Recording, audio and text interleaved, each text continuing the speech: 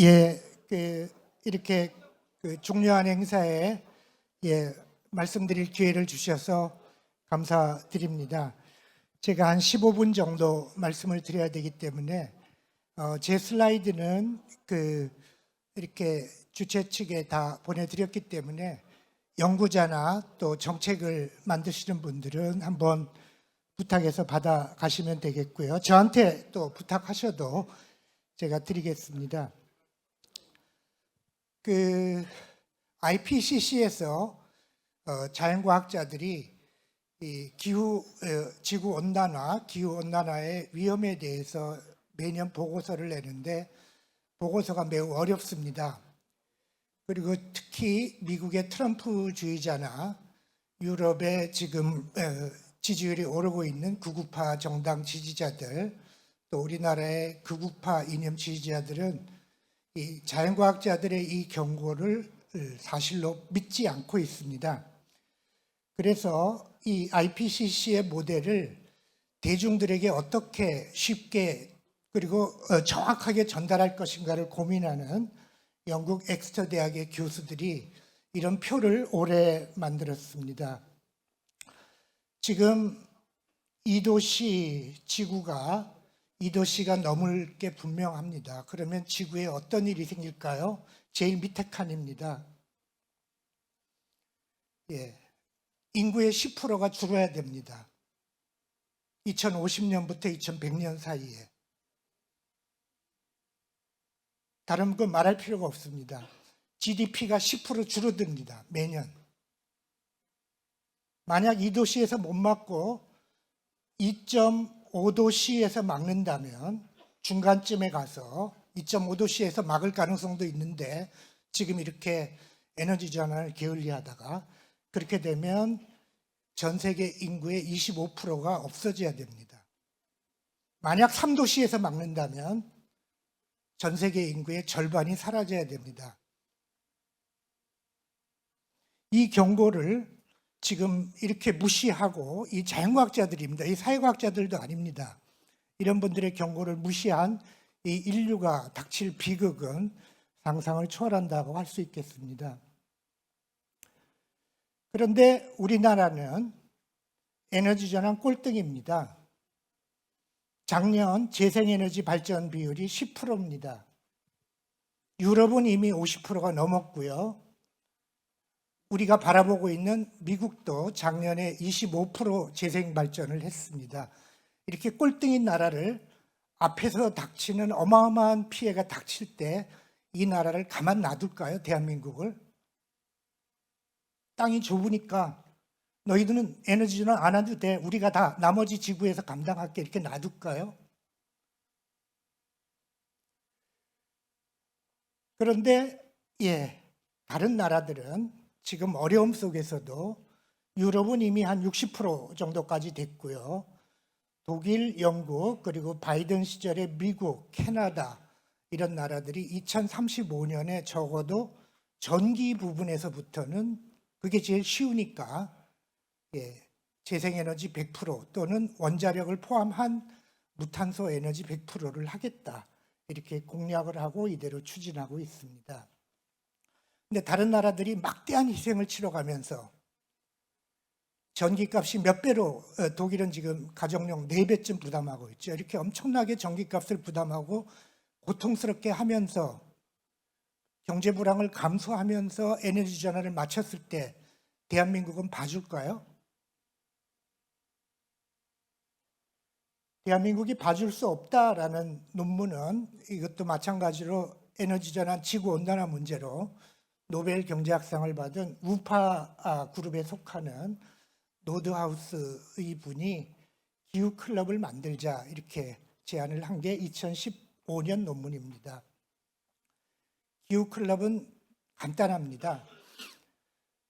전 세계가 에너지 전환에 성공하는 가장 확실한 방법이 있다. 그리고 유일한 방법이다. 뭐냐 하면 국제무역을 클럽제로 만들자. 이제 클럽제는 경제학의 전문 용어입니다.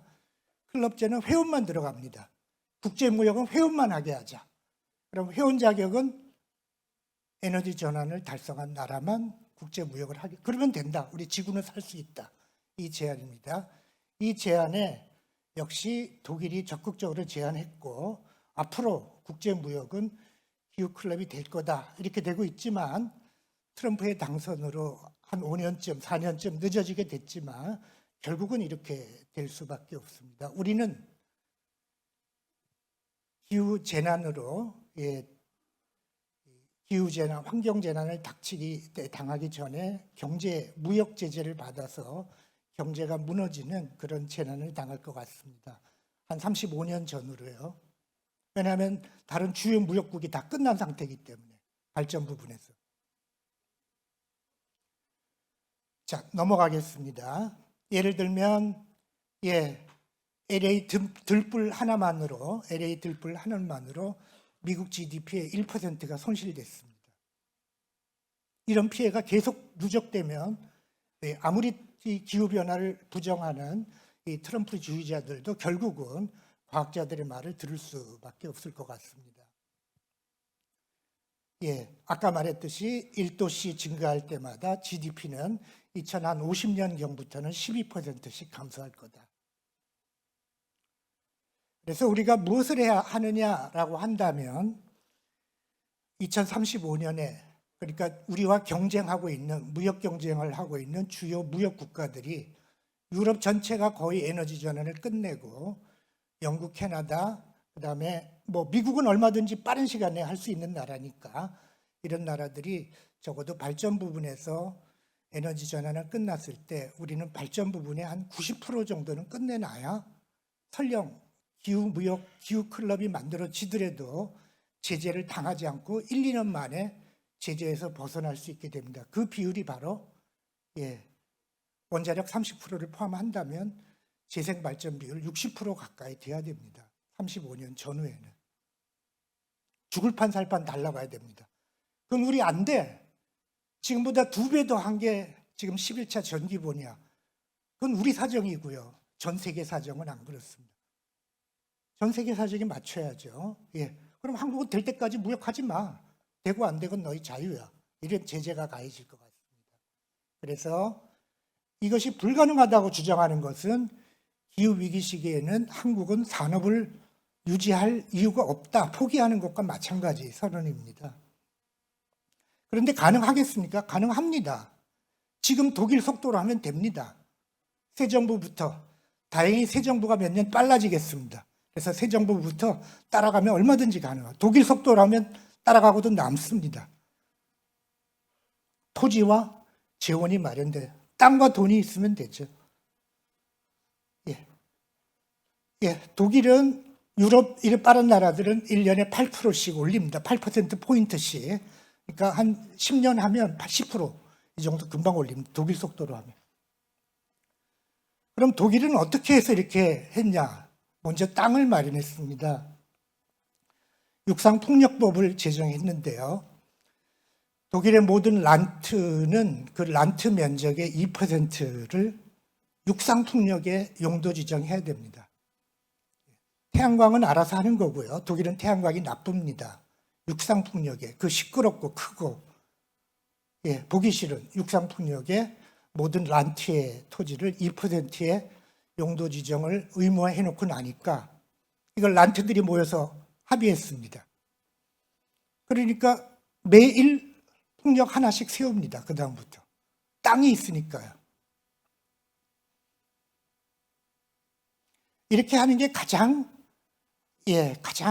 이렇게 환경 피해가 작은 지금처럼 민간업자들이 가장 싼 산에 있는 아무 땅이나 사가지고 이걸로 태양광 발전하겠다고 허락해달라. 그럼 산에다가 태양광 발전소가 되잖아요. 근데 이런 법이 만들어진다면 전국적으로 계획적으로 국공유지 중심으로 가장 환경 피해가 작은 곳부터 차례차례 계획해서 용도 허가가 나고 거기서부터 땅은 도가 제공하고 바다는 중앙정부가 제공해서 거기서부터 차근차근 민간업자는 그 시설비만 모아가지고 들어와서 그렇게 해나간다면 얼마든지 환경 피해가 가장 작은 방식으로 해나갈 수 있다 이렇게 되겠습니다. 돈이 많이 듭니다. 제 생각에 35년까지 이런 목표를 세운다면 민간 투자를 빼고도 뭐 공공투자에서 한 500조 원 정도 투자가 이루어져야 될 것 같습니다. 이 어마어마한 투자 액수입니다. 독일은 오늘 뉴스만 보고 제가 숫자를 잘 기억을 못하겠는데 틀릴 수도 있습니다만 재정 적자 비율을 3%를 4%로 이제 늘리고 1% 늘린 재정 적자를 가지고 국방, 미국이 떠난다니까 이 유럽 국방에 반을 투자하고 한 700조 원 정도 되는 우리 돈으로 700조 원 정도를 에너지 전환에 계속 가속화시키겠다. 이렇게 법을 통과시키려고 신겼다고 이렇게 뉴스를 들었습니다. 그러니까 독일은 이미 60%를 달성한 독일도 앞으로 또 700조 또 투자합니다. 이렇게 어마어마한 투자가 이루어지는데 돈이 어디 있냐라고 하면 독일처럼 기후 채권을 발행하는 그런 방식도 있겠습니다만 지금 아까 협약식을 맺은 내용을 제가 잘 모르겠습니다만 펀드라는 말을 들었는데 주민들로부터 기후 펀드를 모금하는 게 1차적인 좋은 방법일 것 같습니다. 예를 들면 1인당 1,000만 원 한도 내에서 이 기후 펀드에 투자하게 하고 펀드의 수익률은 지금 재생에너지 발전 수익률에 의해서 정부에서 어느 정도 이렇게 보장할 수 있겠죠. 그리고 그거를 지자체나 아니면 중앙정부가 모금하도록 하고 예를 들면 뭐 가능한 한 공평하게 모든 국민이 다 할 수 있도록 돈이 없는 국민들은 그 펀드 투자에 쓸 수 있는 어떤 기본 금융을 제공한다든지 하는 방식으로 이렇게 펀드를 모금할 수 있을 것 같습니다. 돈을 마련할 수 있을 것 같습니다.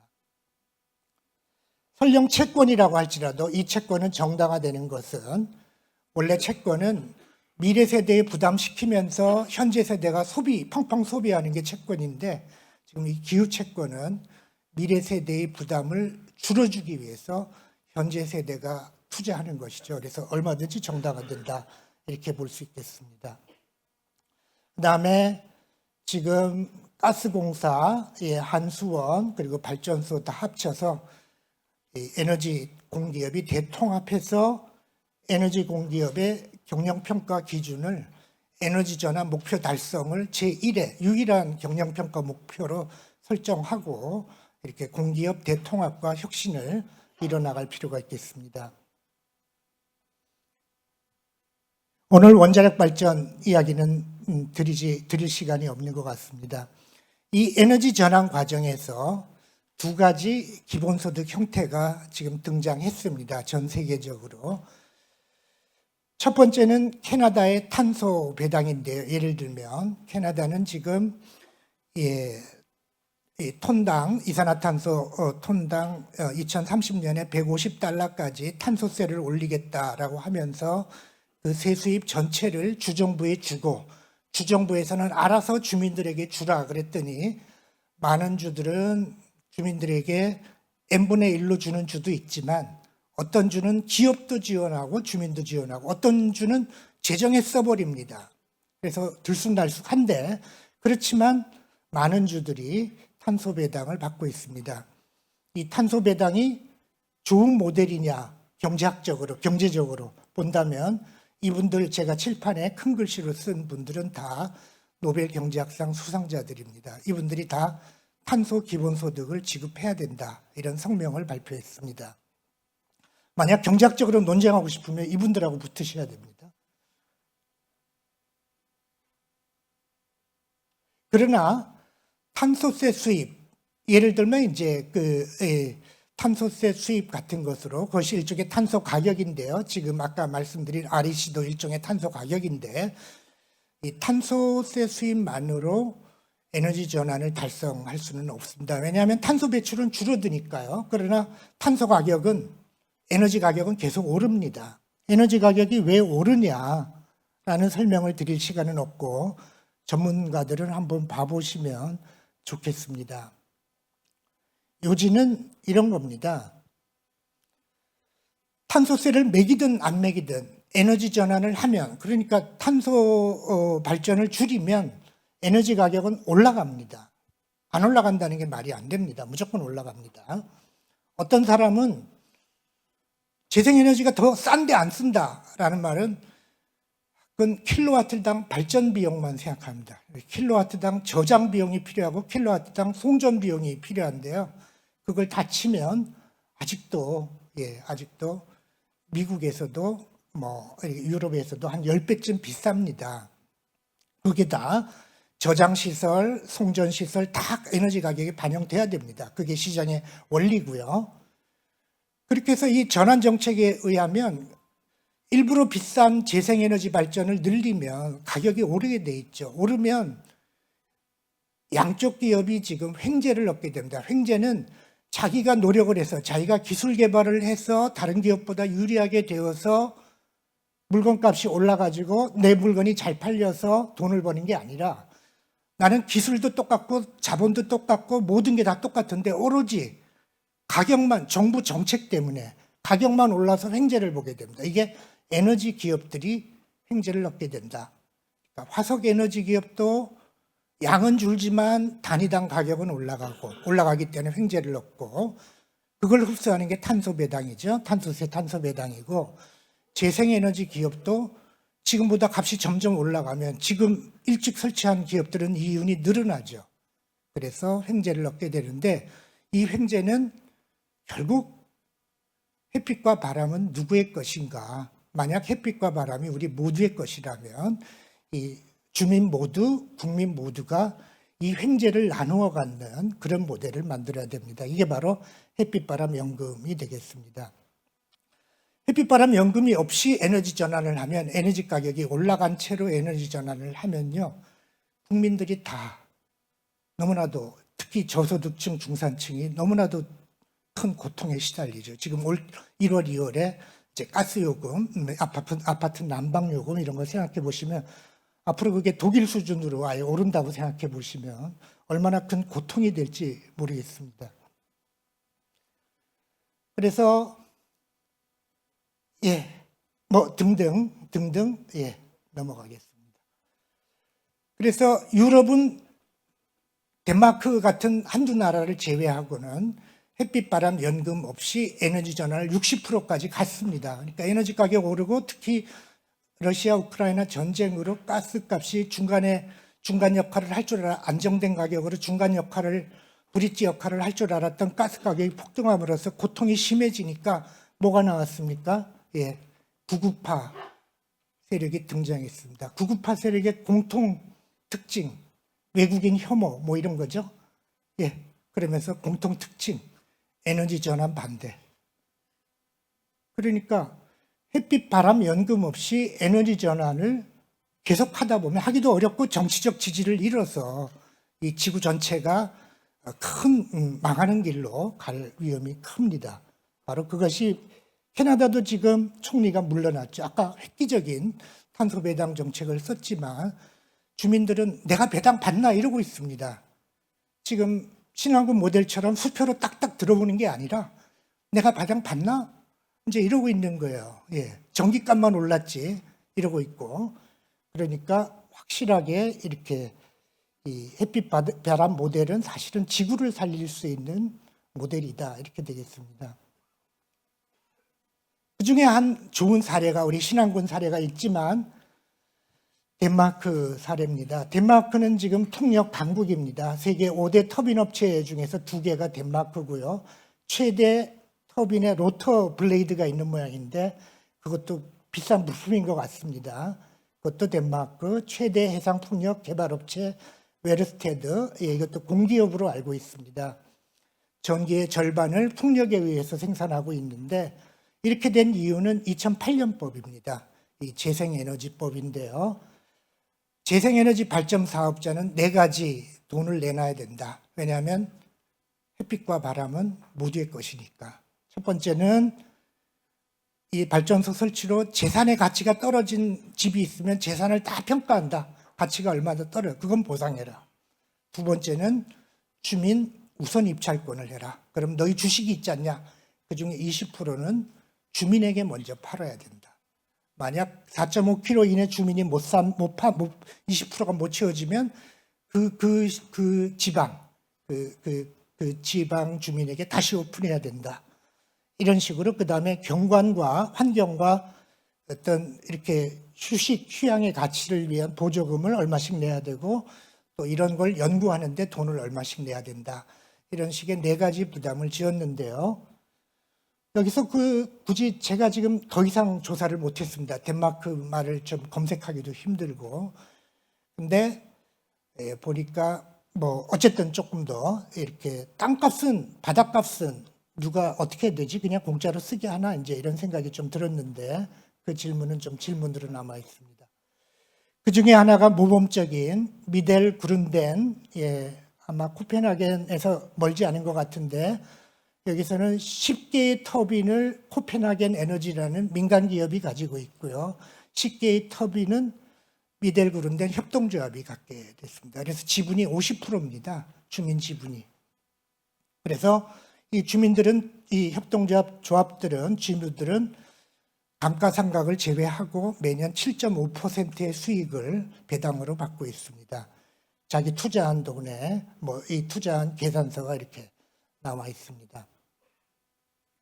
그래서 에너지 전환에는 전 국민, 지자체, 그다음에 어떤 협동조합 이런 이렇게 이 햇빛바람 연금이 반드시 필요한데 그 비율을 어떻게 할 것인가, 그다음에 덴마크 모델 같은 아이디어들을 우리가 중앙에서 어떻게 입법을 해야 될 것인가, 이제 이런 것들이 우리의 과제가 되겠고, 아까 에너지 전환 3법이 통과됐지만 요 덴마크 모델 요 법이 다시 추가되거나 아니면 3법 안에 포함되어야 될 것 같습니다. 그래서 옛날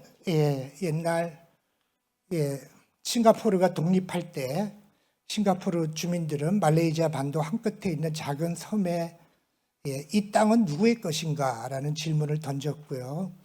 이제 그 땅은 싱가포르 많이 자본주의, 최첨단 자본주의를 하면서도 이 땅은 우리 모든 시민의 국민의 것이다 라고 대답을 했고, 그 결과 지금 싱가포르 땅값은 미국 땅값보다 비싸졌지만 싱가포르 땅값 오른 모든 그 땅값 상승의 수익을 정부에서 흡수해서 주민들을 위해서 쓰는 그런 모범적인 나라가 되었고, 지금 드디어 미국보다 1인당 GDP가 많은 1년에 9만 달러 정도의 GDP를 누리고 있습니다.